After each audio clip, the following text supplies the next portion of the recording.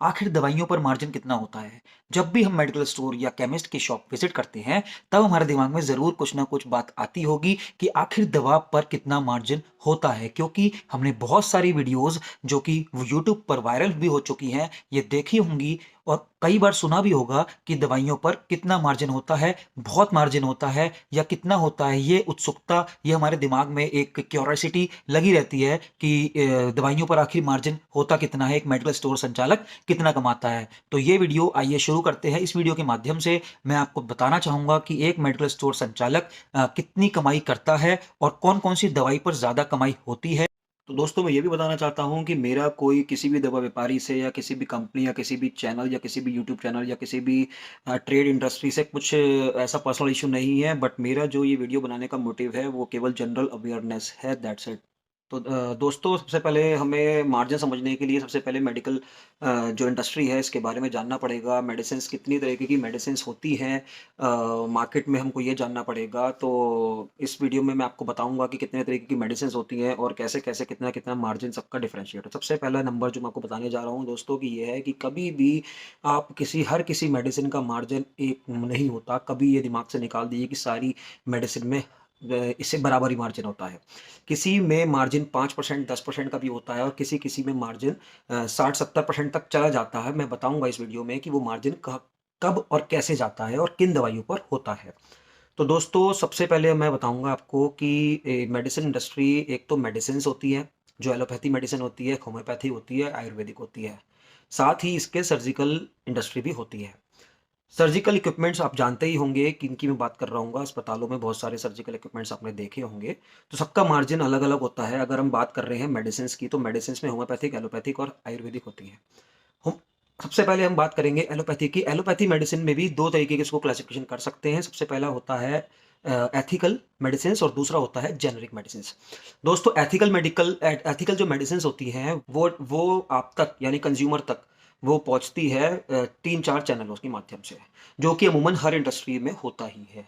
सबसे पहला होता है सी एंड एफ। कंपनी कोई भी मैन्युफैक्चर अपने यहाँ करती है, सबसे पहले वो सी एंड एफ तक जाता है। सी एंड एफ अपना जो भी मार्जिन कुछ परसेंटेज लेकर वो फॉरवर्ड कर देता है डिस्ट्रीब्यूटर्स को। जो कंपनी के डिस्ट्रीब्यूटर अलग अलग शहरों में है, वहां से एक सी एंड एफ के थ्रू यानी कैरी एंड फॉरवर्डिंग एक वो होता है, एक बिजनेस होता है उसका भी, कि कैरी एंड फॉरवर्डिंग जो एक यूनिट होती है, वहां से जो है कंपनी का माल आगे मूव हो जाता है। कहाँ पर?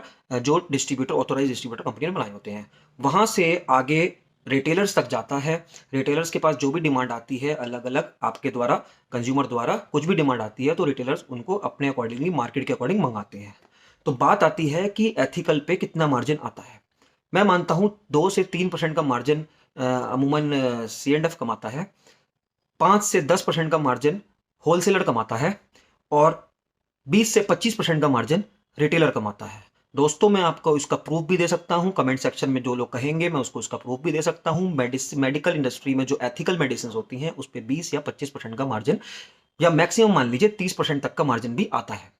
अब बात आती है कि लोग कहते हैं कि 70% और 60-70%, क्योंकि आज बहुत सारी वीडियोस आप देख रहे होंगे मार्केट में वायरल भी होती रहती हैं, कितना मार्जिन 70% 80% का मार्जिन की एक 90 रुपये वाला पत्ता 13 रुपये का 10 रुपये का ही मिल सकता है। तो दोस्तों मैं आपको बता दूं कि वो जेनरिक मेडिसिन होती हैं।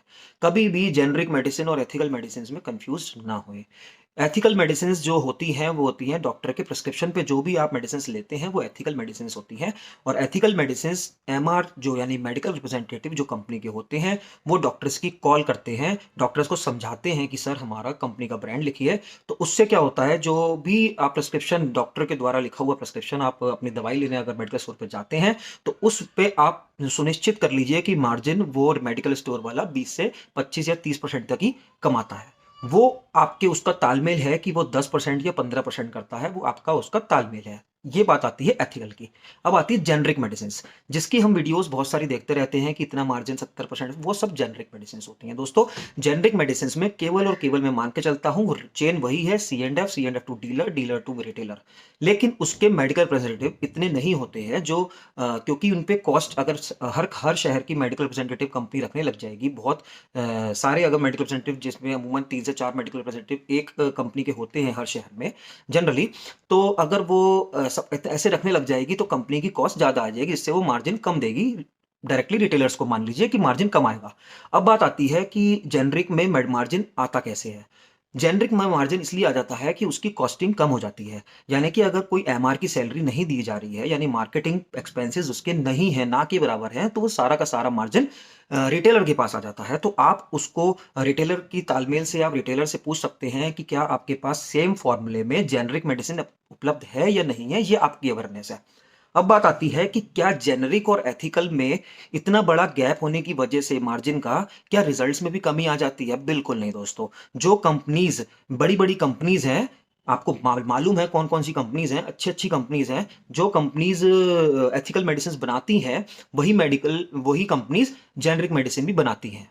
इसमें आपको एक चीज़ और बताना चाहूँगा कि एथिकल मेडिसिन्स में क्यों क्या नाम है मार्जिन कम होता है, क्योंकि जो भी एथिकल मेडिसिन्स होती हैं, वो सब रिटर्नेबल होती हैं। अगर वो एक्सपायर हो जाती हैं, तो वो सब रिफंड कर दी जाती हैं कंपनी को। तो इसलिए कंपनी सब चीज़ का रिस्क मैनेजमेंट करके ही वो अपने अकॉर्डिंग मार्जिन कम रखती है, ताकि उसको लॉसेस ज़्यादा ना हो कि उसने मार्जिन भी ज़्यादा दे दिया और फिर उसके बाद वापसी भी आ जाए एक्सपायरी, और उसको फिर वो बेयर भी करना पड़े लॉस। तो इसलिए उस कंपनी को लॉस ना हो, वो उनका रिस्क मैनेजमेंट फैक्टर है।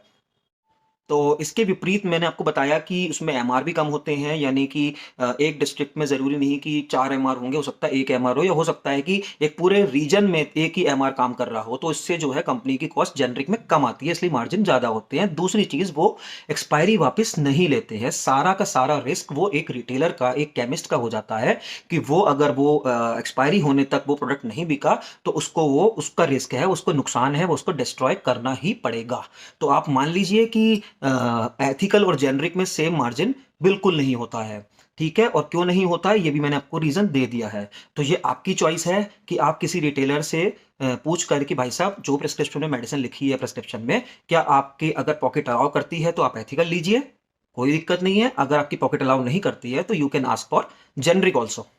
तो आई होप आपको ये वीडियो समझ आ गई होगी, पता लग गया होगा कि क्या एथिकल मेडिसिन होती हैं, क्या जेनरिक मेडिसिन होती हैं, और क्या उनके बीच का डिफरेंसेस होता है, और क्या उसमें मार्जिन बराबर होता है या नहीं होता है। आई होप आप इस वीडियो के माध्यम से समझ गए होंगे। अगली बार किसी भी केमिस्ट पर जाएं और उसके बाद उसको पूछें कि भाई साहब, आप हमें हमें ज़्यादा डिस्काउंट चाहिए, तो क्यों ना आप हमें जेनरिक मेडिसिन दे दें, तो वो आपके साथ तालमेल करके ज़रूर आपको सपोर्ट करेगा।